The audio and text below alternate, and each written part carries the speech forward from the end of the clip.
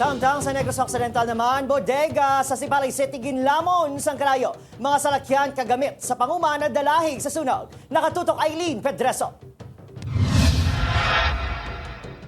Makita ang pagdabadaba sang kalayo sa bodega nga ini sa Barangay Hill, Montilla, siyudad sang Sipalay, pasado alauna kaida sang kaagahon. Madasig nga nagdako ang kalayo nga nakalabot sa ikaduha nga alarma. Kag ginkinahanglan pa ang bulig sa hinubaan kag kawayan BFP agud mapalong ang kalayo. So nag-declare kita sang second alarm at ang time sang fire out is alas 2:59 maybe sang kaagahon. Ang hapon damage 500,000 more or less.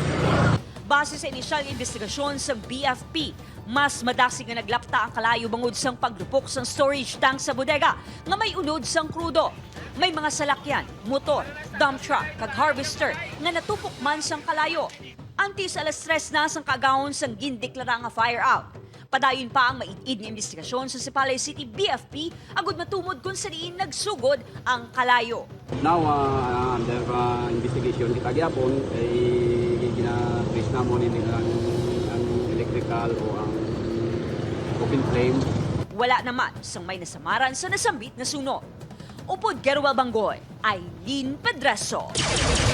One Western Visayas.